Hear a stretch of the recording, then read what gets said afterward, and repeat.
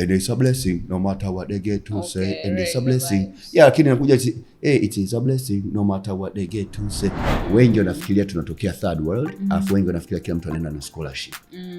Kwa mimi mzee akifanya scholarship alikuwa analipa school fees straight. I mean subconsciously issue ya racism ndo the biggest ugumu kwa upande ule. Yani kama tungekuwa na workshop tunakusanya watu wote, inaitwa kabla hujaenda Ulaya. One side, kabla hujaenda US. So kabla hujaenda labda South Africa kwa mkaburu. Yani kabla hujataka kujifanya kuwa baharia, kabla. Story Yangu Podcast, utajifunza kitu.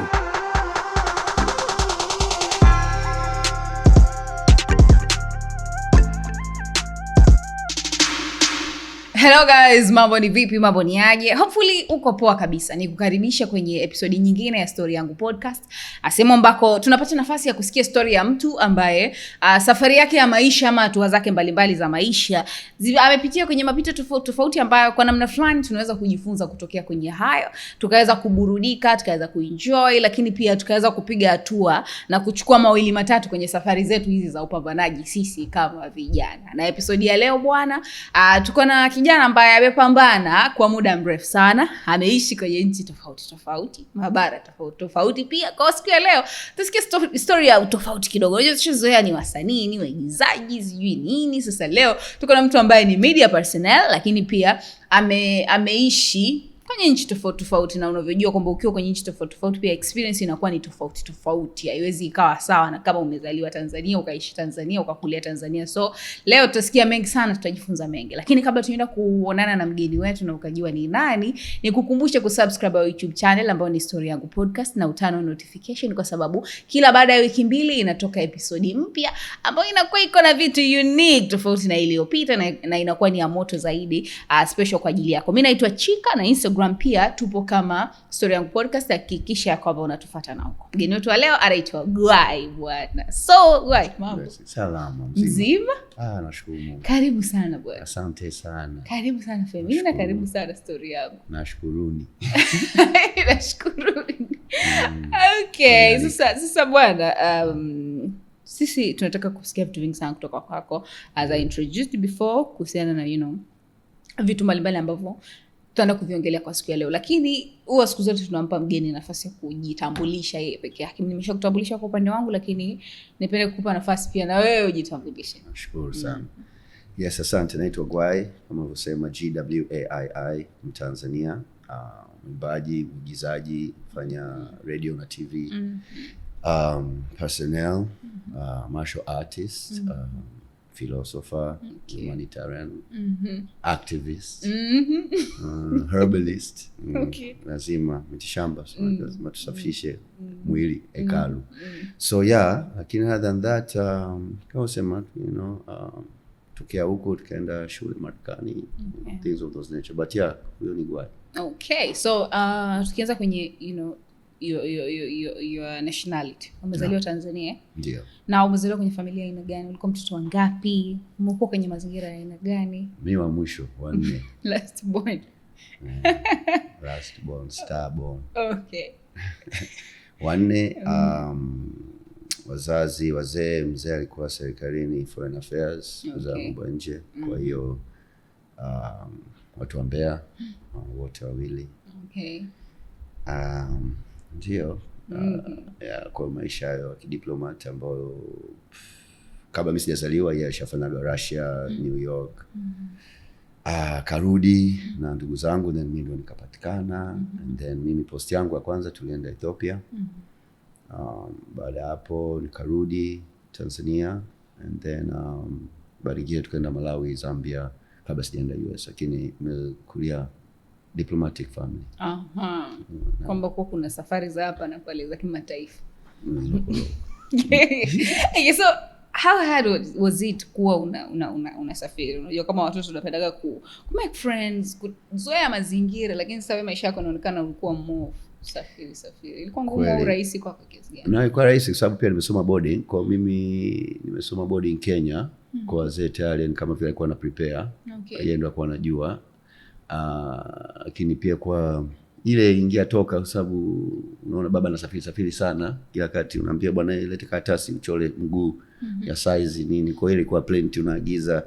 Kwa hiyo tayari kama ilikuwepo in the blood kwamba traveling.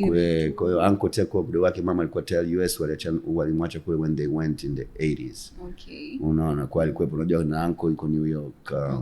Then kazi ya mzee kwa chomoka sana, kwa hiyo it was already in tune. Kwa hiyo haikuwa kwamba washikaji nimekule Mikocheni kwa washikaji na wenyewe hapa kwa kazi ya mzee, kwa wote waliitana mitao, sababu kwa Nyerere hapo, mzee hapo, the Warioba, so they were all in the same.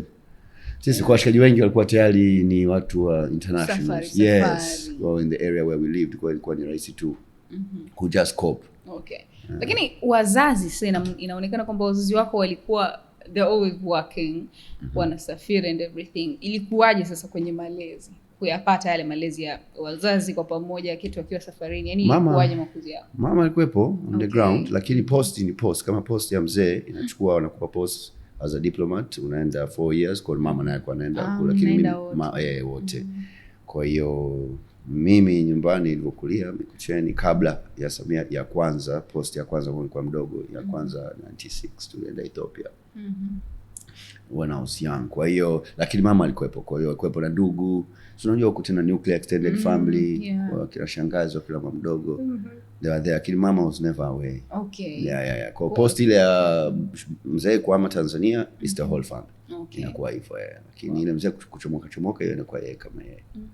So chuo sasa ulichaguliwa kwenda kusoma Marekani au ilikuwa ni No, baada ya form 4 za Green Acres, form 4 which I was studying HGL, History, Geography, Language, called Naturally Pure Arts.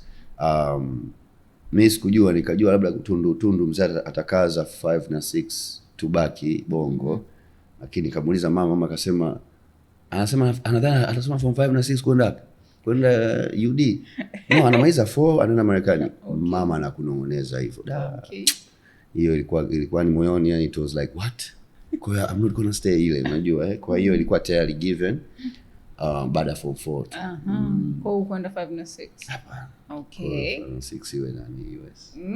Uko ushazoea kusafiri different countries kwa hapa tuseme East Africa ama Afrika. Lakini sasa kwenda kwenye nchi nyingine kule Marekani vitu ni tofauti kabisa. Lakini as you know always tunakuwa tuna dream tukiwaga huko, unajua unakuwa una dream kwamba niende kule, niende nikapaone. Mimi pia nilikuwa muziki of course natural, and then basketball. Kwa hiyo it was that calling. Allen Iverson, you want to go hivyo kikapu nini kina Kobe Bryant man. So hizo energy kwa yani you want to go, you feel that tayari nyumbani zile unacheck movie unaona kama ndo hivi. So it was already given. Nani city gani ambayo ulikuwa unatamani ukaishi ukifika Marekani? State gani? It was Philly, Allen Iverson on the basketball side, Philly by knowing. Back then of course, musically kina Kelly, they were, musically so Chicago, lakini ukifikiria kuhusu Marekani unataka kwenda. Kwa tena sio mji, kwa sababu kama mji ingekuwa ukiniambia tena ningechagua miji ambayo haina snow. Nikifika winter. Lakini kabla hapo hujaenda kokote tunafika. Tuende kokote. Lakini wazee walikuwa na idea more, kwa sababu wao shaishi kwamba miji gani ni mizuri kwa mtoto kutokea huko ambao is more chilled. Kwa hiyo kwa tayari yeye alijua ambao ni Michigan. Niliingilia through Chicago, shule ilikuwa Michigan. Sasa ulitoka kwenye ulitoka Tanzania ukiwa na malengo mengi. Wazazi wao ilikuwa ni shule, wewe ulikuwa na basket, ulikuwa na muziki, yani vitu vilikuwa ni vingi. Ulipofika kule sasa maisha yalikuwaje? Muziki unaperform kazi za watu, the ashes cha huku nyumbani, lakini it was not like that's the thing, the calling ilikuwa haja unlock, unaelewa tu kwamba ipo. Basketball was there, lakini was like let me just get to the US, kama nifike kule niangalie vipi ile kwanza. So mazingira. Yes, and then kwa nimeenda kusoma international relations, kwa kuwa tena diplomat kama mzee. Nirudi nifanye kazi za mambo ya nje. Ukifika kule sasa ndo unajua reality, kwa sababu kama shule Michigan, ambapo Michigan kidogo pako chill. Kwa Michigan tuseme mzazi hataki uende Dar, uende Arusha kwa mfano. Kwa hiyo lakini pia shule yenyewe ilikuwa shule ya it was a Christian school ya kidini. Kwa mzee alikata energy yani mapema by knowing yeye. Sasa mimi sikujua kwamba vipi, kwa baadaye ukifika pale Michigan lakini hapa kidogo baridi, au labda Michigan is just local compared to Philly when music nini yeah, a lot of energy. So once I got there, that's when okay, kumbe labda ningechagua, lakini mzee kwanza alikuwa shaona, unajua alikuwa na wenyeji tayari too much aende kidogo chini village. Lakini to somebody else is village, lakini to somebody else unaona ushafika. Okay, so sasa harakati zilianzaje baada ya kufikia ndoto zako, and how much did you achieve kwenye ndoto zako kipindi ukiwa chuo bado? Okay, sababu mimi chuo nilifanya mwaka mmoja tu. Ndio hapo sasa. Kwa hiyo tumeingilia Chicago. Mama mdogo alikuwepo pale, marehemu, blessings to her. Through Chicago, and then ndugu zangu wote walikuwa kule tayari kwa Ohio. Brother na sister mmoja, dada mmoja, kaka wawili, mwingine yuko New Jersey, ambaye yetu kati na sita iko kule. So tuliingilia through Chicago, tukakaa pale, and then shule Michigan. So I came niingia US November 28th of 4. Then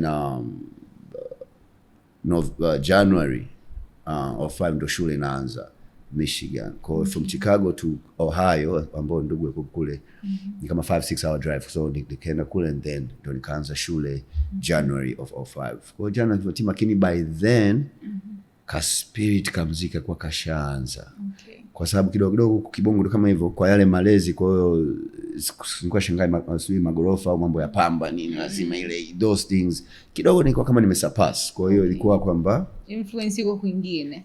Kwa kwamba who are you? Sababu nimefika college, nikaja kujua kuhusu wanaangalia title. Wewe nani? Wengi wanafikiria tunatokea third world, afu wengi wanafikiria kila mtu anaenda na scholarship. Kwa mimi mzee kufanya scholarship alikuwa analipa school fees straight. Kwa with that mimi pia kuna kakitu kika unlock, kwa sababu walipokuja kujua title ya mzee, which was a balozi, wale washikaji the female energy za kizungu, they change. Oh my god, sasa dharau zinapungua sasa. Yeah, so then mimi kitu kika unlock kwamba title. The title, not who you are. Kwa wote tunaweka tu kwenye subject moja, kama utokea Afrika basi scholarship, kwa sababu kwa kuna wanafunzi kutoka Kenya pale prior mimi nilipofika, ambao walikuja na scholarship. Kwa hiyo ilikuwa hivyo like, hi, how you doing, you good? Oh, so you also came with a scholarship? So like, no, my father paid the school. Kwa pale ninavyowajibu vile, then I really get to see kwamba same way treatment ni tofauti. Yes, title. Alafu ndio hivyo unaona, uliona Home Alone movie ndio ukafikiria hivyo, au wazungu wazungu kuna ile bora uzunguni au bora mzungu sio nini kitu fulani, lakini sasa una roommate afu unazidi kuelewa who they are. Very nasty. Tunaongea leo tuko free sawa.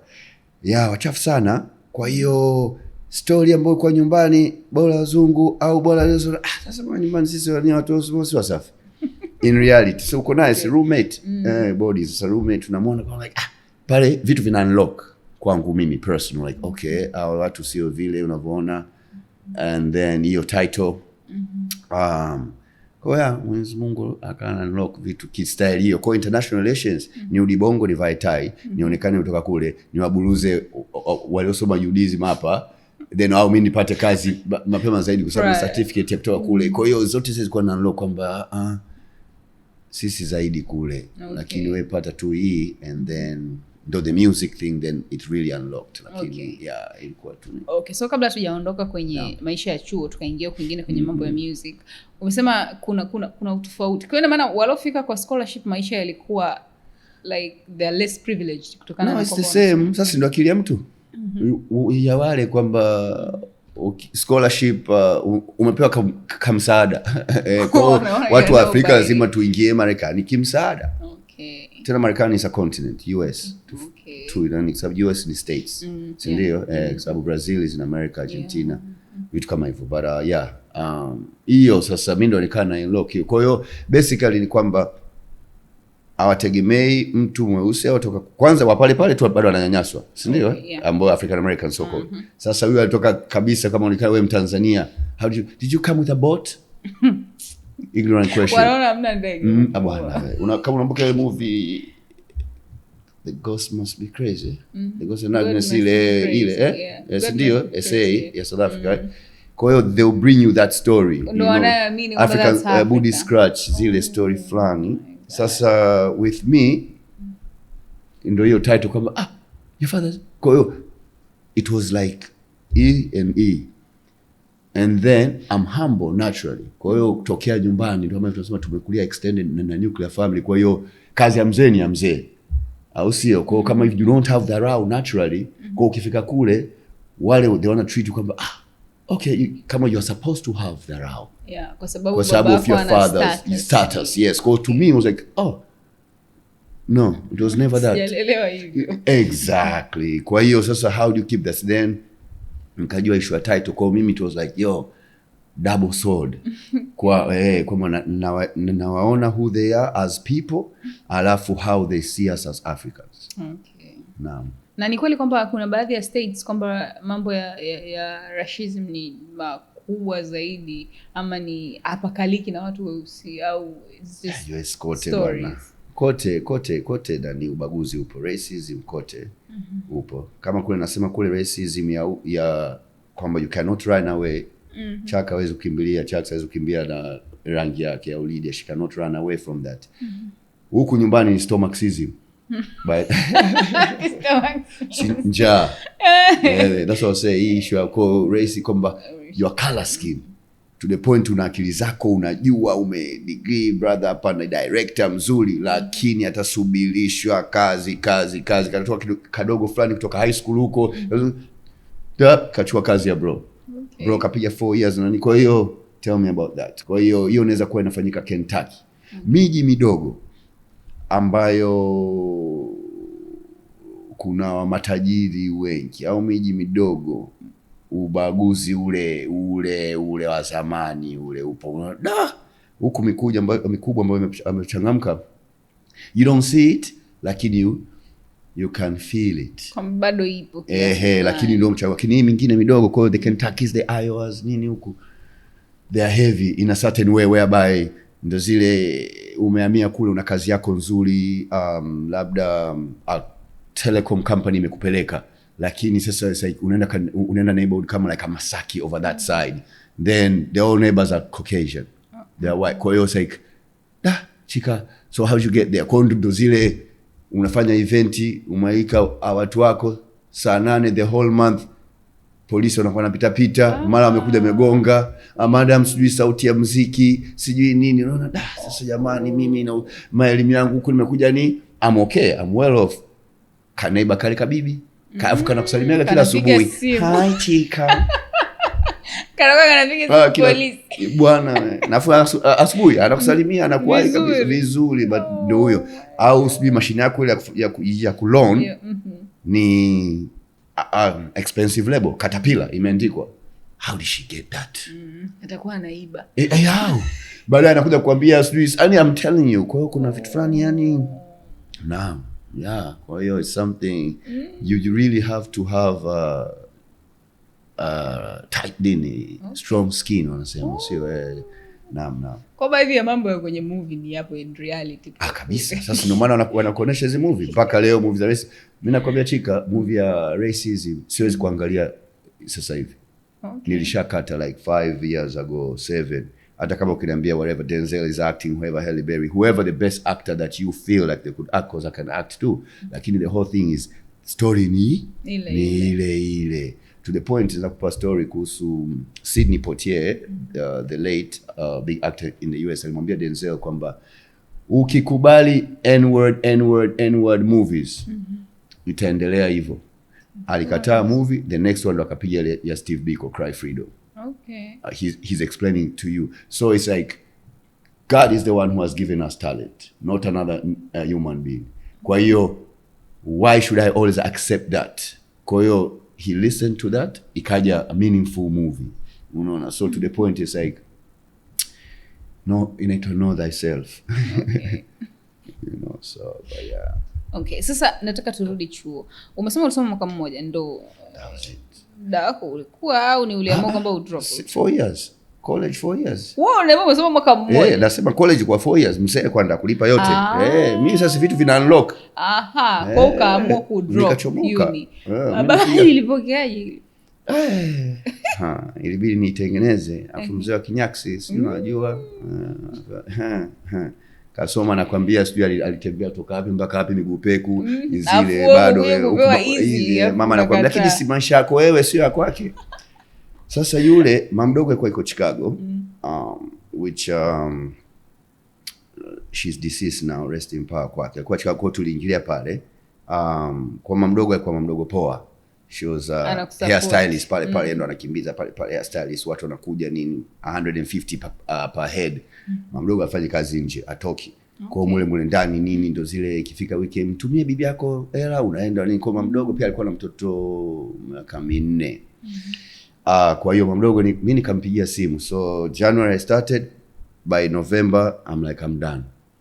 November sitaki tena, nampigia kwa hiyo likizo. Kwa hiyo summer nilibaki shule, likizo ya Christmas nikampigia mama mdogo, kweli ni hivi mimi nataka kufanya muziki. Alafu mimi nilikuwa ni international relations, minor ilikuwa Bible. Si shule ya dini. Ile Bible mimi nilifungua tena. Yaani kule mimi nienda ku unlock. Ili unlock hivi. Yule professor alisema ukisoma Biblia jiweke wewe kama Peter, jiweke wewe kama John. Chika. Hiyo ilikuwa degree yangu ndio imeisha. Ukaona inatosha. Totally kwa sababu usually kina Yashua Kristo, kina Yesu kina tunaweka mbali. Wakina Muhammad tunaweka mbali sana. Kama vile walikuwa na miguu 7. Alafu ghafla sisi we have 2. No, it has been the same. Lakini roho is what it is. So it's like it's a spiritual war, not a physical war. Ndo tunaambiana ndani. Kwa hiyo yule alivyosema vile mko ukitoa international relations ni kuja kufanya kwamba kuwa politician. Huku Bible study ambao minor. Bible inakwambia bwana jiweke wewe kama Peter kama John. Kwa kweli ndio unakumbuka zile you went to church, you always put Mungu ani tufa. Tukiwa na matatizo pale Mungu jamani ndio tunamtafuta pale. While anakuambia I dwell within you. Kwa hiyo inabidi consistent tuwe salama. Tuwe sawa, you know. So and then you unlocking ikanifanya zaidi niseme bwana shule achana na. Kwa mama mdogo nikamuelezea bwana mimi nakuja. Lakini tutawaambia wazee kwa nataka kuhamia Chicago. Nitafute pia huko shule lakini mama mdogo kiukweli sikonga basi. Sasa kitu tunamuelezea vipi yule mzee na kashalipa school fees ile ya kwanza na I think also the second one you have to as an international student. After international student tunalipa zaidi ya local. Kwa yani Waamerikani wenzao na mimi na wewe ambao uko tayari tushauza labda viwanja kupata sijui visa sijui hiyo I-20 bado tunalipa zaidi. Sasa nikifikiria nuclear extended family mshua bado uko Mbeya kote bado kwa mfano kama ni yeye. Kwa hiyo unlocking ya kwamba let's get more wiser ikawa inakuja yani kinjia nyingi sana kwamba hivyo lakini kwa mzee ajali hapa usiatendele lakini unamuelezea vipi. So I was really creating a mama mdogo akanielewa njoo, but she also wanted me kuwa naye karibu sana mtoto mdogo umsaidie kulea kule na kule kuhaya manai ninaona ni gali zaidi gali alafu ndio hiyo kuamini sio kama huko kumwamini yule. Kwa mama mdogo njoo tutapanga kima mdogo poa yani wale alikuwa hivyo yani. Kwa hiyo nikaenda akanikubalia njoo hiyo Christmas King kichwani na najua kabisa sirudi shule au Michigan. Kwa hiyo Chicago labda nitatafuta shule nyingine. Kwa ambao ndo nikafanya hivyo, nikatafuta shule inaitwa Malcolm X, ambao under Malcolm X ya Malcolm X College, ambao kidogo ile harakati sio ikawa inaanza kwa activism ile ya kujitambua as a black person in the US. Kwa Malcolm X College, bwana mule jina la mkulu I'll be there. Kwa same nika transfer script kwenda kule, lakini kwa sababu huko nilikuwa sikamui sana. Kwa grades zilikuwa kama kule wanasema ongeza zaidi, kwa inabidi usome zaidi. Sasa mimi kichwa nasema sasa nisome tena zaidi nini? You know, kwa basi sio hilo. Yes. Lakini nika move Chicago through njia hiyo ya. Mamdo akasema na njoo nini? Kina mamdo nikamwona natafanya muziki lakini muziki au kuwa preacher ndio ilikuwa lingine. Kwa hiyo lakini nikasema kwamba naweza kurekodi muziki unaweza kuwa Japan wakati mimi niko US. Kwa hiyo preaching lazima mimi niende kama mtu physically. Kwa hiyo nikawa na I'm finding myself how nitaongea nao hawa kuelewa kwamba okay, anaacha shule hivi lakini anataka kuwa mchungaji. Kwa mfano, lakini ndio mchungaji na kuimba afu nipeleke kule ngoma. Kwa nini unajaribu kuilanisha hivyo? Baada mambo akubali nikaenda Chicago. So Chicago ukaenda shule au uliacha? No, kwa hiyo nikapiga miezi mitatu huku. Sasa mzee unaongea naye vipi? Miezi mitatu, mamdogo akakubali. Mamdogo pia akawaita anko pale wa from Sudan na Africans. Bwana mtoto anataka kuacha shule, how am I going to tell my shemeji, lakini pia anataka kufanya muziki. Alivyowaita tumekaa tukaongea. Baada ya ule mkutano mamdogo akasema, mwanangu una confidence. That was her word. Alivyoniambia vile na mimi pia huko akampiga tiki. Kama dama mdogo mwenyewe amekubali, nimekaza kwa sababu yani they asking those questions, so how this how that, lakini yote inakuja background yangu, the diplomacy, kwamba knowing kwamba what I'm to do or just the leadership thing was already there. Kwa hiyo nikawa najibu ile pale straight. Unataka kuamzika naye kama kina Juma Nature, kama kina Sharemu sio nini hivyo, yani wewe like yo it's not just kwa hiyo basi so 3 months of the school nikaacha. Kwa sababu tunafikiria tunampigia vipi huku mzee Bongo. Kumwambia nikamwelezea kama mzee mimi have my passion. Kwa hiyo unajua nyumbani atuongee neno passion. Kumwambia mzee sana passion. Shule passion bwana na passion fulani akana sikia okay this guy okay fine. Me I want to be a revolutionary. Nikaigonga kule akasema washikaji zangu makelele, alipiga makelele but they are very revolutionary. Akaniambia the best thing in life to have is called integrity. Kwa nini siku yake tunaongea naye mshoa anapita mbona akasupport. Bwana he was just very light. I never expected yeye kuwa kabisa. Fire kama mimi mshoa fire. Chapo kwa fire kweli. Cause he fought for his thing. Kwa hiyo akasema integrity. As a human being integrity. Kwa hiyo ni kama vile anasema huyu jamaa hayuko Morogoro body.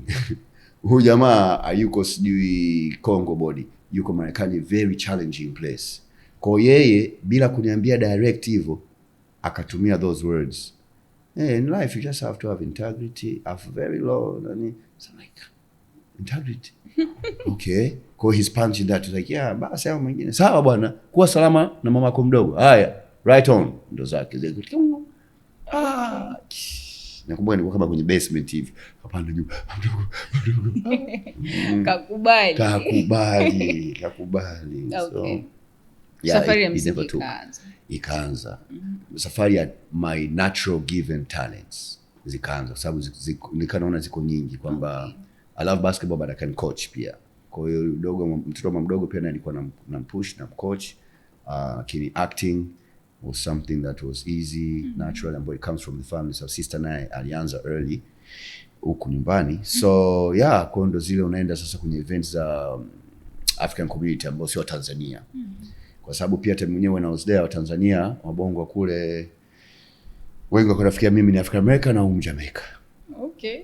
Au Ethiopia huku nini zile vibe. And then also I didn't start speaking English in the US. Kwa tayari nimesoma international. Nimesoma boarding school Kenya. Kwa huku mzee alikuwa tayari so ya bongo was more Kiswahili Kenya, so I did that. And then Ethiopia we did debates na nini, so I was able to express myself without feeling shy. Kwa hiyo then Chicago ndio kama hizo West African events zao zile going there.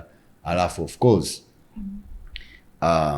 brother wa kazi ni mtu wangu wa karibu sana, brother Webiro from back then tulikuwa nafahamia wakati Loyola Medical St. Mary's. Kwa hiyo nimefika Chicago tukaja kuonana kwenye party ya bongo. Mimi mamangu mdogo, the place where she was, wabongo they were coming. So kuna ile same lazima kuwe kuna same fulani mnaenda kila weekend nini zile huyu mwanangu nakukumbuka so for 6 years tukaanza ile hiyo sasa, naye mwenyewe he's pushing kwa sababu he came earlier a year before me through DC basi na kwa hiyo hivyo. Kwa hiyo fire hiyo naye bwana mwanangu lazima mwanangu ngoma huko kwa hiyo naye is able to articulate himself. Kwa katika wabongo pia kule yani amini walikuwa yani kumuelewa mwana kama sasa hivi labda watu kama wanamuona hii nani way back yani wabongo kwa mbele katika community. Wabongo tukifika kama kule tunataka watu wawe wanyonge sisi wenyewe kwa wenyewe. Okay. Kwa hiyo as mbongo kama you are able, you have your natural chest up. Kwa hata ni wabongo wakazi mchanya kama anajua nakwambia atakija usikie kwamba umeona kama mjuaji. Okay. Kwa wabongo hiyo 4 or 5 or 6 sasa ku articulate tu jambo nini we reason ile yani yes they never liked me just naturally. Sasa mimi I'm more reserved but yani kama ilikuwa kama mimi umeona rasta mshikaji reggae and hip hop sasa wewe unaanza vipi na mwana kwa hiyo jamaa machino sana nini lakini si ana reason ni vitu ambavyo ame research ni mtu ambaye labda alikuwa na rap biggest songs all the way bongo with Langa those days rest in Paula. Kwa hiyo to know that kwa bongo that when to expect tukienda kula bado how are you doing yani you know kuna something within wa bongo wenyewe. Sasa kwa mwana labda unatema yai tu na nini vipi so another unlock. Okay. Sio mnyonge. Kwa another unlock nimeacha shule tuko Chicago ndo na mix up na wabongo. Kwa hiyo mwanangu nakumbuka nini then kuna hiyo challenge kama within wabongo hapa bila confidence hapa after tukiwa huko sida pia you want to act like an African American. Sasa umetimba kule utaigiza vipi kama yule wakati yeye yule ndo kwao. You know what I'm saying? You know what I mean? Utamwambia you know what I'm saying? You know what I'm saying? Kuna mtu you know what I'm saying? Unajua ninachosema. Kuna mtu anaweza kuisema ile statement bila kumaanisha vile. Anakuambia you know what are you saying? You know what I mean? What do you mean? Kwa hiyo hizo unlock zinakuja kwamba be original, be you who you are. Sasa talanta wote tumepewa na Muumba. It's just us to check. Na talanta doesn't mean seeing only crochet, cooking, whatever, flowers, doing stuff. Kwa hiyo ile ukiishikilia which that side ndio inakuonesha hivyo. Holding on to your talents ndio wengi basketball mpira ule mmoja tu akimaya kudumbukiza mule everybody is wearing Jordan label for example. Kwa hiyo ikawa holding on to it. Nyumbani shule. It's like wow, okay, everybody wants to watch a movie after school. Hata wazee wenyewe wanasikiliza muziki. Okay, lakini who gave you that is Mungu. So zilikuwa ni very unlocking time or 4 or 6 unlocking sana. Okay. Naam. So safari ikaendaje sasa baada ya hapo umekutana na wakazi? Kwa tukada push as wabongo ambao were very outspoken ambao tunaweza kujua kwamba like okay follow your passion ndio hapa ndio jikoni tulikuwa tunapafikiria tukiwa bongo tumetimba tunafanyaje lakini then still of course I was on the conscious side in terms of nikacha kula vyakula fulani then the Rasta energy Rastafari came in kwa hata mimi mwenyewe hiyo ilijia kule they know thyself yes nikaanza kuacha hizi nyama hizi which was not the hair sababu naambia watu nywele choti mchuzi si ndio mtu akabia anakuangalia wewe Rasta mbele jamani utumbo wako chika na kwangu tunafanana our livers are the same lakini when we get sick ghafla zinakuwa tofauti so I started learning kwamba alafu kwamba mwili ni hekalu the body is the temple kwa hiyo and then the fact that I was athletic I love to play basketball I love to do this because like once you get tired ni wewe kwa bado nimechoka unapiga bonje umekimbiza kweli so it's like wow you have to respect this body bwana kuna sijui show wapi huu mwili ndo unanyanyuka you sit down thinking of doing stuff lakini you're thinking you have not moved sasa kama you are thinking to be a billionaire but you are feeding yourself utumbo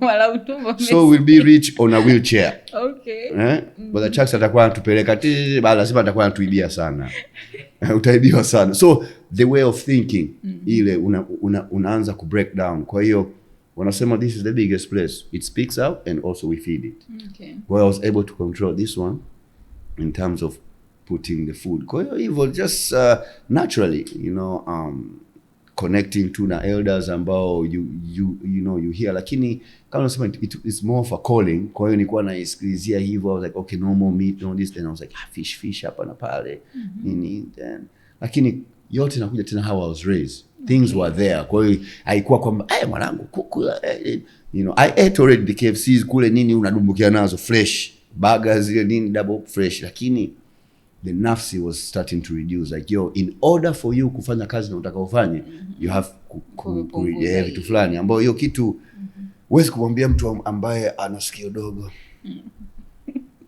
You get my point, kidogo. Kama mwanangu mwanangu machakula yote kweli umeacha vile, it's like bro, it's a calling. Okay. Yeah, kwa hivyo naam. So sasa natamani utuambie baada ya wewe kuacha mambo ya shule ukaingia kwenye muziki, bado mzee alikuwa anaendelea kusupport kawaida maisha and everything? Kule sasa. Hapo okay, tuko kwa mama mdogo. You have in the US lazima ukimbize something. Lazima. Kwa hiyo ilikuwa zile anakutuma kwenda kununua glue nini, anakublessi nini, and then lakini the music passion was there pia to coach. Kwa hiyo I was coaching basketball. Mimi sasa kama as a work. Lakini kazi kubwa kule ambayo watu wengi huwa hufanya ni zile ukiingia mambo ya kusaidia watu disabled, vilema. Hizi kazi za vilema hizi. Na mama mdogo alikuwa anafanya kazi kwa ususi kwa watu kwa wanakuja pale kwake. Hey, what don't you have? I saw your nephew. Can he help? Sijui nini zile. Yani day worker kama zile. Kufanyaje? Mwanangu kwa $100. Cha. Umeenda sijui kuweka kashu vitu sijui at the house whereby again kwa huko nyumbani huwezi kufanya in terms of kwamba wewe ndo ukapange the kazi as a houseboy, house girl. Kwa hiyo like okay, let me go do that, lakini you are finding yourself at the same time. Huko Marekani unapotaka kwenda ndo unajitafuta. So zilikuwa hizo kusaidia vilema, mimi coaching basketball. Then later on kwa kitu kinaitwa CNA, Certified Nurse Assistant. Ni ambayo lakini ambao uchomi sindano, unabidi wewe unamkumbusha muda wa kunywa vile vidonge na nini. Hiyo ambao unabidi usomee na yenyewe. Kwa wengi unakuta they end up there, lakini the passion ilikuwa of course in the athletic or the coaching was moving more. Mtoto mdogo nilikuwa namcoach na rafiki zake pia wakakuja basketball. And then pia soccer, real football. Na yenyewe were pushing that. Kwa hiyo ilikuwa I'm using my talents more minus hii ya kuwasaidia disabled. Kidogo naona miayusho. Sababu unashitaka kuavoid ni ile ya kusaidia sana. Okay. Umenielewa? Kwamba inabidi umpeleke chao sisi ninavuna hizo. Kufanya hizo afu kufanya afu yule ambaye mbaguzi na mambo yanakuja mengi sana kichwani wakati mmoja, unaona why should I do this? Kwa hiyo vitu kama hivyo, but supporting self was those part-time jobs kama hizo. Okay. Ulishawahi kupitia ugumu wote ukiwa kule? Ugumu I mean subconsciously issue of racism ndo the biggest ugumu kwa upande ule. Kama nimesema unaweza kuwa very educated, very nini, kama unavyonaga hizi unalia kuna mambo ya child support. Si ndio mwanao mwenyewe of course wewe kama baba, na kule kuna kitu Willie Lynch way back mzungu alianzisha kitu kwamba baba atoke, mama ndo tutakusaidia, tutakupa link card. Ndio zile mtu anakuambia kibongo mtu anakuambia zao so, wanakupa kadi si mavyakula si nini baba, lakini mtoto uone. Mama huku nani sasa hapo sasa kwa hiyo mtoto anakuwa wa property. Unaona kwa unaiona kwamba rais ndio bora kwamba kule, lakini sasa issue ya support babas, sidhani kama baba wanaume tunakataa naturally watoto wetu kwamba the fact kwa sababu wewe unamkari basi wewe mama sasa this is mine kwa sababu she's inside your stomach, but I'm the one who carried the seed and I gave you the seed as the seed bearer. Kwa hiyo unakuta the way of thinking zile unakutana na elders, so which I ended up having a child kule kwa zile kwamba you are pushing music kwamba this is the main, hizi zingine hizi ni kukava tu bili ndogo za mtoto na wewe mwenyewe phone bill nini, kwa sababu nyumbani sio kama wazee walikutuma kule uwasaidie. Wao wako sawa, ukiwa bless umewabless. Kwa hiyo ilikuwa ni wewe mwenyewe. Kwa hiyo changamoto hizo za mambo ya support hizo kwamba bwana kule unaweka social security yako kama labda savings stories and NIDA for example, that number ambao wewe hujamwona mtoto miezi mitatu, umepata kazi nzuri, umeingiza ile bili zinakuja, imekuja cheki yako $2,500, ulikuwa umeipangia tayari, wameibutua, imekuja $1,900. Wamekata za mtoto, wamekata kule juu. Lakini kama ujui sasa, yule mwanamke kwa sababu wewe kazi yako wanaangalia how much you are getting paid. Kama sasa yule ameenda amesema vile, lakini yeye pia kule analipwa zaidi, wewe unaweza you can go and speak the same kwake kotini, unaweza kwenda. Kwa hiyo kuna vitu fulani kama hivyo ambavyo sasa kama umekulia huku nuclear family kuna upendo, alafu kule uje ghafla mwanao umoni kwamba is based of money. Muone mtoto inakuwa ngumu. Inachanganya kwa sababu mtoto alelewi na hela, analelewa na wazazi na upendo na nini. Ugali, ugali maana is ours. Sasa kule inakutoa psycho kwamba you are not, afu bado racism kwamba you are black man. Kwani unakuta unaingia kule like, oh my god you're from Tanzania, oh my god. Baadaye you are a black man. Amna tena cha Tanzania ile uniqueness like oh my god inakuwa imeisha tena. Kwa hivyo vichanji kama hivyo, kwa sasa pale ndio ile then you're like, you want to be like who over here? Like you trying to be like an actor? You trying to be like who? Like, like a Denzel, like whoever it is that's big there while you're pursuing that. Kwa kule nakuta kwamba kweli there's a lot of fake it to make it. Okay. Kwa sababu siku sazi kuenda na wewe kwamba if you don't have tight skin, know thyself ile proper ambao tunarudi tena kwa Muumba, ni kama yule ambaye to create hujamjua kule, utataka kwamba let me fake it kwa huyu mzungu, let me get a white man, so nini kwa wanawake weusi unadundwa ndani. Na wanaongoza kwa kuwatesa. Ujui nani mambo, yani kuna things that are not human ndio vinakuwa natokea kule. Kwa baadaye sasa mimi bongo kijiweni pale na washikaji kuna mbona jamani hizi story mbona hivi huku ukitune channel hii ugombe kina Jerry Springer sijui nini huyu kampeleka mwanzo kotini, mama na mtoto wako kotini, yani unnecessary, sijui shilingi ngapi, $50, sijui credit. Mzazi wewe mtoto from mdogo anatumia jina lako kupata credit yake. Wewe unafika miaka 21 credit yako imeharibiwa, 23 unajaribu kupata credit, mama aliibutua. Kuna kama $100 US kulipa, you don't know. Mama yako unampigaje simu, unamwambia nini yani ile, so that fighting kuna hivyo sasa huko. Sasa unakaa bongo kwamba vipi huyu mzazi, mama na yeye bado naye alikuwa mdogo those days na yeye alivyokupata wewe, so na yeye bado anataka kwenda Vegas, unajua vitu kama hivyo. But so the racism challenge, the suppose challenge zipo, ambazo you go through without ile, as much as you love your child, lakini you deal with it. Okay, na wewe ulibahatika kupata mtoto na mzungu au alikuwa ni black man zako? No mzungu. Hapana, mtu mweusi wa kule. Okay. Sasa natamani kujua pia kabla hujarudi Bongo, kwa sababu tutakuja kuongelea kurudi Tanzania na kufanya kazi kwenye media. Ni kitu gani ama ni perception gani ambayo unaona wa Tanzania ama wa Afrika wengi wanayo kuhusiana na US lakini sio hivyo ama sio reality? Tunavyoona kwenye movie ndio nafikiri kule ndio hivyo. Chika. Yaani kama tungekuwa na workshop tunakusanya watu wote, inaitwa kabla hujaenda Ulaya.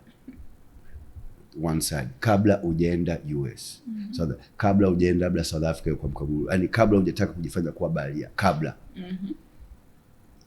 Very important. Kwa sababu hawakwambii, kwa mfano hiyo social security lazima uwe na namba kufanyia kazi. Hiyo unapata shuleni, ya shuleni ina kamuuli ambao inabidi ufanyie pale shuleni, ndio zile pale unalipa $10 ngapi. Ya nje haina kale kama namba ni ile. Sasa wengi wanapiga mchongo ambao wanaomba wa Chicano wa Mexico kuwatengenezea fake one ili uweze kufanya kazi. Ukikamatwa unakuwa deported right away. Kwa sababu tumia ile pale nini. Kwa hiyo yani it's so much. Sasa kabla hujaondoka huku, kama una hiyo knowledge proper, utafikiria mara mbili, kile kiwanja changu niuze ile $100 ngapi sijui, afu kule naenda kulipia renti, labda ndo kuna mtu wako anakuambia bwana $1,500 New York hapo $1,500 studio, so one bedroom studio. Bwana tu nifike, sintaanza kazi $1,500 US studio. Washikaji hawajaja, mama utamwalika mama lini tena? Uwezi. Kwa hiyo inabidi yani ni slow motion. Kwa hiyo wanabidi wajue hivyo kwamba sio vile tunavyoona kwenye TV. Okay. Very important kwanza. Alafu kuna hivyo vikaratasi fanya. Mtu mwenye ndevu nyingi unaweza waambia ukate zile ndevu ndio ufanye kazi. Sio mikono yako tena. To look smart. Kwa hiyo ndevu yani ghafla kwamba it's like your ndevu is the one working. Sio tena your hands and your smartness and your knowledge. Kwa hiyo kuna vitu fulani kama hivyo unabidi wajue. Okay. Naam. Okay, sasa na ilikoje sasa tuende kwenye safari ya kurudi? Why did you decide kwamba naenda nyumbani sasa? Knowledge niliyopata mimi kule alafu ndo kama nimesema yani like kama mtu mweusi kwa kule unapitia vitu vingi sana kwa rangi ambayo Mungu amekupa. Kwa ile consciousness na kuona I miss home kwanza. Alafu of course wazazi wako huko, kwa of course nataka kurudi kuja kuwasalimia, and then muziki ambao mimi ulikuwa ni the calling haijai kuaga kwamba baby shake your booty, let me get you here, or I got my team boots and this. It was never that calling kwamba you're bragging. It was more of and it's a blessing no matter what they get to say, and it's a blessing. Yeah, lakini nakuja it is a blessing no matter what they get to say. Yani hilo ndio neno la kawaida. Ni neema wanachosema. Sasa those are the ones coming out first. Kwa hiyo it's just humbling you. And then of course as you get conscious unaangalia. For me, I've always felt 3 people inside me: Bob, Bruce na Tupac, Bruce Lee. Naturally knowing the talent kwamba I'm capable, the capability kwamba watu waweza kutransition kimwili lakini their spirit, so that dwelling like all of those are very people who are very passionate with life. Kwa hiyo studying them kuna chekuna Bob anakuambia we've been Rasta from ever since, from the beginning. I want to talk to you to the point a small baby aweze kukuelewa. Chika niongee na wewe mtoto mdogo anielewe. So when I hear that tunasikia my life afundo huyu ambaye bwana the whole world listens to him. Okay, here is Park kwamba anakuambia black god must be a black god. Kwenye must be a black god. Sasa mimi na wewe huku tumeenda tunaona Yesu blue eyes au kwamba ndo zile wazungu ndio they get kuna siku mama I'd make a joke as we talk like yo, it looks like when the Caucasian people wakipiga simu kwa Mungu anapokea mapema zaidi ya sisi. Bwana si tu si kubwa kwa Mungu in truth. Kwa hiyo those are calling like what's really going on? 2 arms and 2 legs. If I'm consistent kwa kitu ninachofanya as a martial art, if I'm doing this every day, I'm not gonna, it will be a snap. Lakini snap inatokea wapi? By knowing na kujikamua tizi. Mimi nilifika my idea sije kunaga flat screen TV US. Chogo.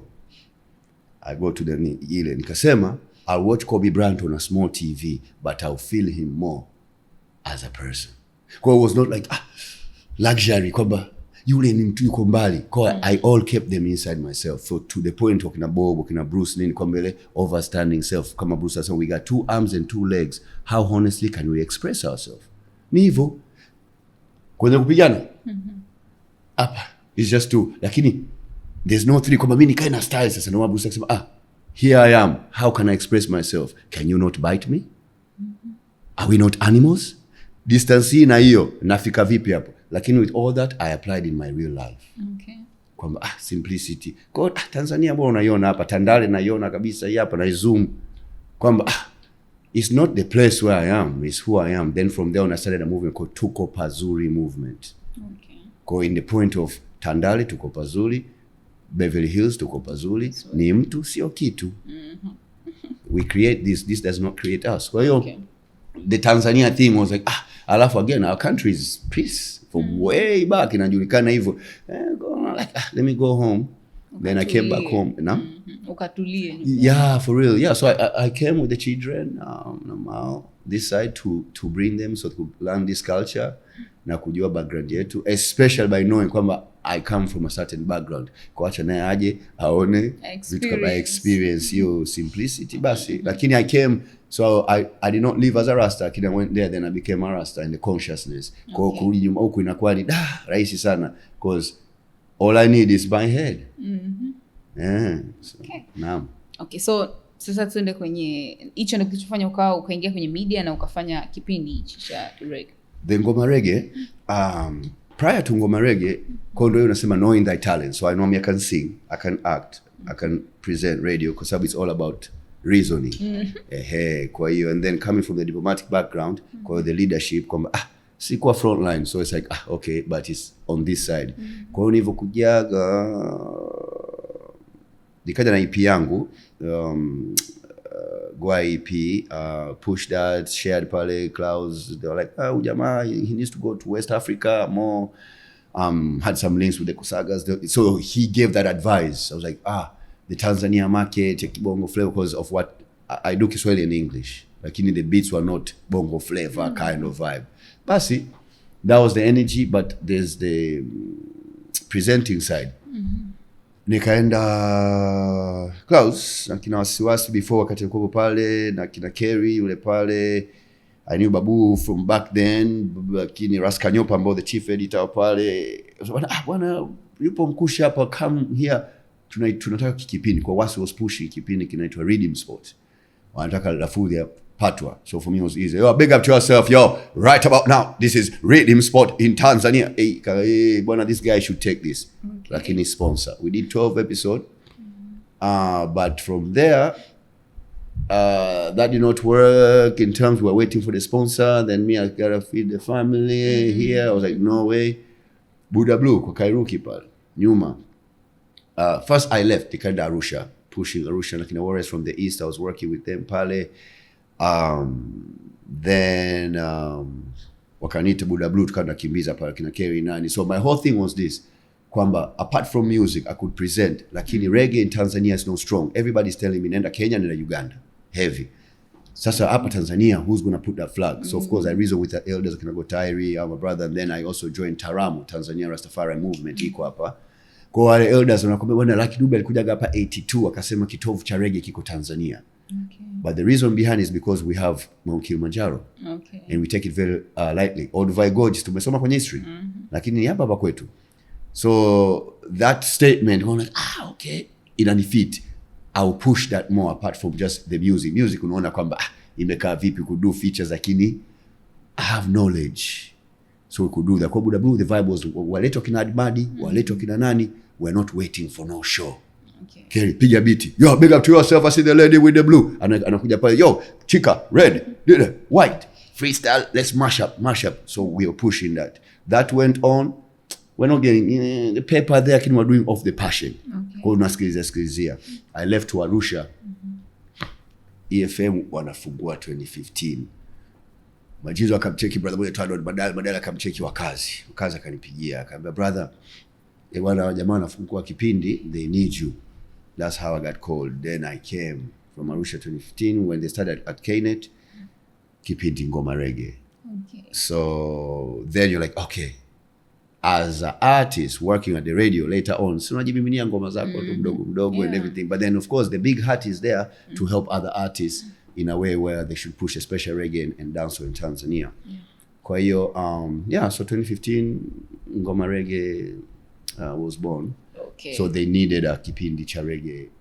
Kipindi, as you know, kwenye radio you have to have all the kipindi. Kwa hiyo spoke with Majay na big up to program manager Dizo. So I never was not an interview or this or that, was my energy and the accent. Naam. So they looked for me now. Okay. That's amazing. So baada ya kuishi Marekani ulipokuja Tanzania ilikuwa ni ngumu kuishi huku au ilikuwa ni easy huku zaidi? Baada ya miaka 8 pia ndo nilirudi the first. Haikuwa ngumu. Chanja Tanzania tumebweteka sana. Tunasikilizia sana. Mwisho wa mwezi. Kule tunajua weekly unaweza kulipwa au 2 weeks ile by week, lakini hapa nyumba ya shangazi ipo, baba mdogo anakaa pale kule, ndugu jina. Baadaye mimi na brother mmoja tukaanza kusema ndogo jina tukawa nasema hivyo kwamba it's not kwa sababu sawa, nirudie baadaye, naingia mzigo. Umempigia ndugu yako kapiga shift hapo, kasahau, utamblame vipi? Wote tu kwa nani hapa kidogo tofauti huko, labda sisi utaenda kusema hapi sijui nini, au utatoka utaenda kwa mangi utakopa. Huku nyumbani tunakula afu tunalipa, si ndio? So that nimeanzia huko kusema kwamba hiyo. Kwa hiyo mimi nakuta sasa ile kuna kafaya fulani kali, mwanangu tufanye even that day with the Buddha Blue ni labda artist saba kuperform, na kumbuka bale wanambia mwanangu njoo basi kaa hapa, ndo artist. Me I have to I was like so ya Rasta, lakini Rasta's fire is different. We are very calm. Sindio kama wana na upendo, lakini don't play with us. Sindio kwa hivyo kwamba mwanangu ani so, lakini me I'm also naturally in terms of the real reserve mpaka ni kwa fire, lakini I'll give you kwamba intellectual, kwamba I'll tell you some words. I'm not going to fight you physically to the point of, bro, why are you playing? Mbona unateka bro? Kwa hiyo those small they're like to whereby mtu mwingine mwanangu ndo bongo hiyo, unajua zile anaipiga kama nini. Hasa mimi nikisikia ile na mwangalia, unaona this is why we were colonized, this is why they are still coming, this is why yule jamaa anambia mwanangu demu wako mzungu. You see, kwa hiyo it's a mental thing kwa pale, which until today hiyo that thing, but other than that simple. Kwa hiyo I see hivyo, yani kwamba I'm still eating my kunde maniko, ile simplicity that's keeping me angiona ujamaa active kwa sababu hajafika kule. Afa naona Rasta bana nani sasa, lakini bro mimi Rasta nimeanzia kule sio huku. Kwa hiyo I reversed myself. Kwa hiyo baadaye inabidi tu akubali, lakini hiyo ya kubweteka, hiyo ya kusikilizia isali ku challenge kwa hiyo ambayo ndo maana wa jamaa wanatukanyaga Mchina, Mwarabu, kwa sababu those Arab slave trades ndio silikuwepo kwanza. Kwa ukicheki na hapa pia ile ukicheki unaweza Kariakoo pale ni mwende Juma, mwende njoo kazi ya Juma ambaye muonekano wako kama mimi na wewe. Kwa these are the reasons ukaona yule mara nyingi anapaga houseboy au ndo anasafisha gari nini na kila anapoitwa, lakini when you come to look at it, how did this Indian here in Tanzania kwa una reverse lakini washikaji wanasema fedha zile shule huku Breva sui IST. Okay, so you're putting the 2 and 7 together. Unaona hapa ni IG 9 inakuja 22, unaona hapa. So kwa huyu sasa mbongo ile pale mshikaji afu baadaye mwanangu niko maskani. Kweli wewe mwanangu jana ongea yote ile pale, lakini sasa hivi kanijibu bado yuko maskani. Sio bado tutafutane, labda let's go a different place, and here we stay at one place where we are very comfortable. Kwenye comfort zone huko kwa ile comfort zone kidogo kwa sisi kutoka kule. Unaona ni afu wewe baadaye anakuona brother bwana ukangu bwana. Kwa hiyo lakini nakwambia wewe anaambia huku pembeni, lakini kwa sababu kama you are straight unamshika tena mwanangu vipi, mbona sasa vile, mbona vile tena, especially kama unafanya production, because we did acting, which we'll get to that in 2013 na Ben Paul na Big Reboto movie to Sunshine. A little bit there with Karabani, wakati naye kwa amerudi, John Maundi was the casting director, ambao wote tulikuwa kule. So alikuja huko sababu let's push this Nova tu wa bongo, Nova Mugurusi anakimbiza hizo bongo hoods film, wanaokimbiza hizo bongo hoods akina Scooby Rally wale nani kwa ameshoot, but there wakati tunafanya ile production ndio unaona zile challenge fulani zile, mtu kachelewa kufika nini, light pale unamuuliza hii club sijui the batteries are not charged, lakini jana ulimkumbusha afu labda anakujibu mwanangu sasa hivi tu mwanangu. Bro kama tumelipia site location changamoto. Yes, kwa those small things. Kwa hiyo ambao ndio sasa ukitulia unasema ndio inahitaji help. On the other end kwamba this is where the help is needed. Na katika vipaji vyako vingine vya kwa sababu umetaja vipaji vingi sana. Kuimba, kuigiza, martial art. Umesema wewe ni herbalist pia. Yeah. Rasta, vitu vingi. Ni kitu gani ambacho unaona yani ni kile ambacho ukivipanga kinaanza chenyewe cha kwanza? Kinaanza chenyewe? Yeah, those three are just kama you had to choose. I know I can't choose because they chose me. How do I choose them when they chose me? Yeah, I can get on a scene right now. Just like looking at you like, yo, listen, man. I told you I brought this stuff to you and you told what? Ain't nothing big about that. So I can go. So to the point, it's like, okay, then with the music, it's like, yo, napenda unavyoimba unafanya nifurahi. And then with the martial art, I can just snap. Okay. So it's like, okay, all that is in one. You can choose. No, I can't choose. It chose me. Okay. But in reality, some will say I'm danger in acting. In terms of I can zone in ile, and then with the music they're like, man, bro, I can't just imagine. I can't choose really. I just allow and you know and stay focused on it and push. Kwa sababu usipokifanya kazi, I do work on all of them, just like with the presenting. Like, yo, big up to yourself right now. We are right here with Chika. So tell the people that we're tuned in right here. Koyo, I can switch that voice quickly. How do I choose that? Okay. Now, vinakuwa vipo naturally. Vipo yani Mungu amevintact. Okay. That's amazing. Anyways, mimi natamani tuendelee kupiga story sana. Like na director wanaonyesha muda. Lakini wewe ni mtu ambaye umesha experience hivyo different countries. Najua na hii episode makusudi tulileta kwa sababu unajua kuna vijana wengi sana wanaamini kwamba mimi Tanzania siwezi kutoboa, yani mpaka niende Marekani, yani nikipata nafasi ya kwenda US mara moja, yani naona maisha yangu nitakuwa nishatoboa na nini. Lakini ndio kama ulivyosema kuna vitu wanakuwa wajiangalia. So wewe binafsi una kipi cha kumshawishi, cha kumshauri kijana ambaye anaona kwa Tanzania mimi bana siwezi. Nikifika US nini maisha yangu mimi yatakuwa marahisi ama nitakuwa nimemaliza.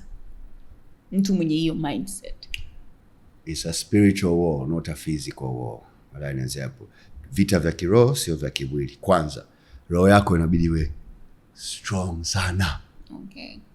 Na nguvu sana kwamba imani yako sio believe kwamba bwana kama naamini no. Ile kwanza wewe kwamba Muumba, ile hofu ya Muumba kwanza kwamba ile alafu kwamba wewe ni tajiri. Tajiri zaidi ya watajiri kama mtu mweusi. Utajiri wako ni asset. Kule kuna kitu inaitwa hela, money, which is fiat, karatasi unaichana, you can burn that. Gold Tanzanite is an asset ambayo yule anakuja kila siku kuichukua. Kwamba tuno na ng'ombe 800, yani vile vitu vyote vya kijijini vile. Sit down and think about those. Tulia viwaze bwana hivi. Yani uliza bwana babu vipi. Jua ile. So you know, bwana si tunavyo first. Kwa sababu wengi tunafanya hivi kwa kutegemea kule ni see to believe. Okay. Bwana Chika, look at her. She must be rich. Oh jamani anapata tajiri. Chika mwanangu umeenda kurent. Nguo zote hizi rent.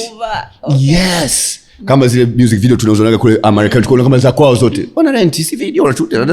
So later on you grow yourself as an artist, unafanya hivyo, lakini kujua kwamba I'm so wealth as a human being first, especially as a original man or woman on earth in Africa, Al-Kebulan kwanza. Kwamba jamaa kila siku wanakuja huku mpaka leo kuielewa ile proper kwamba kumbe sisi kazi yetu inabidi tufanye detourism. Yani pale airport wote sisi inabidi tuwe pale tu jamani na vilani vyetu, kumbe mahela yetu ya Allah. Twende kule kusalimia. Twende kule tukanunue kama ndo raba tunayotaka for 2 weeks. Yani hivyo tukale bata. Okay. With our own money from here. Ambao wale wametuletea tumwapa bidhaa zetu. Bwana unataka korosho? Hizi hapa. Tan ngapi hizo hapo? Milioni $10,000 million like $10 million with us. So when are you gonna come, Chika? I want you to come visit me. When is summer, I'll come. Unamjibu hivyo. Okay. Very calmly and everything. Kwanza, kule tunatukoma hivyo basi tu bwana. Tumeenda kula nini? Basi hivyo. Lakini tukisema kwamba ndo kule nikatoboe, bora kule sijui whatever dog over there than a human being, zile mentality kwamba bwana nikachukua sikaba. My dear, don't even try to say it. Yani usijaribu kabisa. Kwa hiyo jua utajiri wako huku kwenu kwanza. Kule amna utajiri. Wakina Jay-Z wanalipa mortgage. Mortgage. Lazima ulipe. Brother anaweza kuwa na nyumba yake mwenyewe, baba mdogo aliacha mpaka pale mweka biku ya kwenu. Ile kule Moshi Kilombero, kaitafute ile nyumba. Kamata ile karatasi juu ile pale. Work with the bank. Peleka ile kwenye benki, kamata tulia. Wanasema Bongo New York. Just say bongo patamu my dear. Ukiambia kule au huko. Kule maisha ni ghali sana. Lakini kama ndo unataka kuishi ki microwave, sijui ki washing machine, kama mikono yako jamani, this is yani mikono ni ile. Kuna mabrother mimi kule situmia nani? Kwamba kwa sababu ile ina wrinkle au you wash but you don't dry with that, kwa sababu ina shrink nguo. Kwa mfano, mtu anaweza kutumia muda mrefu washing machine, lakini vinguo vyako vina shrink, hiyo knowledge hauna. Lakini wewe machine unaona kama baba mkubwa, lakini pale unalipia kwanza, you paying for the water for that machine kufanya kazi. Ile machine pia umeinunua nyingi, afu bado ina shrink nguo zako. Kwa hiyo na nguo ambazo ulinunulia bado $1,000 ngapi zile zina shrink. What's wrong with my clothes? Hujajua tulimbukeni wako tena. Kwa hiyo let's just calm down and use our sun, tuanike nguo zetu pale ni fresh. Lakini huku pale ile kwamba unaweza kujielezea ni taratibu, kama zile Masai yuko niambie chief mwanangu unataka nini hapa, ngombe zake sio ngapi, ule utajiri jamaa bwana, au Mchaga sababu Mangi means chief, lakini tunapita Mangi kama chips, yule muuza chips Mangi but in reality is a chief. Lakini again tunamheshimu sana Mangi, si ndio? Bwana Mangi mwanangu ni bless tokea utotoni. Sasa hiyo kwa mfano Mangi muuza chips Mangi kwa kitendo ni chief, bwana tu correct hapo, tukisafisha ile proper wote Mangi na tutaiheshimu. Kwa hiyo ni vitu fulani kama hivyo very much important kwa kujua thamini kwenu kwanza sana. Wale wametudanganya my dear. Tumedanganya na colonization na history tuliyosoma. Tumepata A+ kwenye history kwamba sijui nani Kalpitas alikuja, Vasco da Gama sijui kina nani, when Tanzania independence December 9 1963. My dear, I don't celebrate that. 1961, I don't celebrate that. I don't. In my spirit nimeshai slap. Sijui independence hapa ni kama vile Magufuli alivyoikata ile kwamba why are we going there for? Let's clean the place. Unaona? So we have to really live in truth. After the best thing ni kama hivyo naambia bwana, the most ni story kwamba the kingdom of heaven is within you. Watu wanatafuta GPS, bwana yuko wapi? Ngoma iko ndani. Kwa hiyo ndio as a rasta ile amani na upendo. Kwa hiyo ni consistent live. Tunavyonyanyuka hapa, nafsi yako iko vipi? Sikufikiri kupiga shortcut. Jamani sijui ni kuibie kitu fulani. Ile unajua our nafsi is what it is. To the point I say this. Najua natoa kidogo kwenye nani, lakini we are here live kwamba kwa nini Muislamu Mkristo akimwona anaambia amani na upendo? Kwa nini Mkristo Muislamu akionana anaambia ni amani na upendo? Kwa mfano swali kidogo. Umeona mimi in religion I do not say that word. Hiyo tumepita religion kikawaida. Rasta amani na upendo. Kwa nini huyu mwingine mwenye kwamba bwana muumini pale, kwa nini wao waambiani? Sasa Gen Z washabadilisha hiyo. Sasa Gen Z ambao yule pia bado binadamu nani chika nilisha Arusha. Sijai kulipaga nauli. Nikiingia Rasta nauli yako hela yako haifai hapa. Inapiga Bongo Flava anapigwa la Kidube. Very much so. I've gone plenty of places. Hata tukitano tunatembea tu. Niambie Ras, you're just given that. Ambao Ras means head crown. Go you think with your head. Kwa hiyo thinking with the head is the most important thing. Kwa sababu you are your head. Kwa hiyo those simple stuff wale waambiani why we telling each other what, kwa hiyo ni kufahamu. Lakini ambao I think as human beings we are supposed to tell each other kila siku amani na upendo kama binadamu. Lakini the dini has done kama ulivyosema, you are not involved kwa sababu dini, elimu, them two things and chakula. Tumezunguliwa sana hapo. Wanga. Mtu anakuambia nakula wali. Na biriani. Wali ulikuwa wali kwa mchele ule kwa nani, umeipa title baada ya kuipika. It doesn't matter.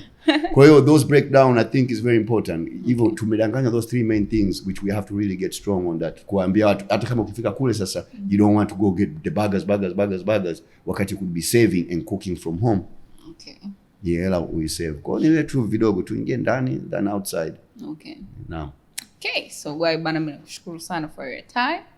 Nafikiri watu wamesikia mengi sana kutoka kwako. Muda wetu umetukimbia guys, lakini kumaliza episode hii, that means episode ijayo vipo karibu, si ndio? Mimi naitwa Chika, nipo Instagram kama Chika_14 na hii ni Story Yangu Podcast. Hopefully umepata mawili matatu ambao umejifunza, especially kwa wale ambao mna ndoto ya kwenda nje ya Tanzania, mna ndoto ya kwenda United States, kwenda wengine kusoma, kufanya biashara, kubadilisha maisha, vitu kama hivyo. Lazima ufikirie mara mbili na your expectation pia uishushe kidogo, ama ukienda uwe umejipanga zaidi na kujua unaenda kufanya nini ama unaenda kuishije kule, ili usije ukaja kujutia maamuzi yako ya kwenda kule. Lakini usisahau kusubscribe kwa YouTube channel ambayo ni Story Yangu Podcast. Episodes zinatoka kila baada ya 2 weeks. So utakuwa umetisha sana kama ukisubscribe, lakini unaweza ukashiriki pia kwenye Story Yangu Podcast kwa kutuambia ni mgeni gani ambaye unatamani aje humu ndani uweze kusikia story yake, ama wewe mwenyewe kama uko na story ambayo unatamani kushare na watu na you are sure kwamba inakizi vigezo